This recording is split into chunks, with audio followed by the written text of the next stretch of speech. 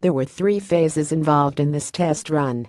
First, they used a supplementary power source to charge the engines, which they termed a dry motor. Second, they progressed to a wet motor by introducing fuel to the engines. Finally, they started each engine individually and tested whether or not they could idle.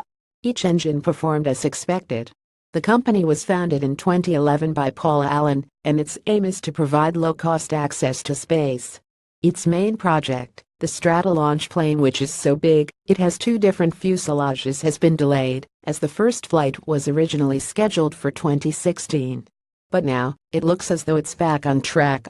Last year, Strata Launch announced its partnership with Orbital ATK to deliver its Pegasus XL rocket into orbit. Their aim is to provide flexibility for customers to want to launch small satellites. Northrop Grumman announced its acquisition of Orbital ATK this week, so it's unclear how or if that deal will affect this contract.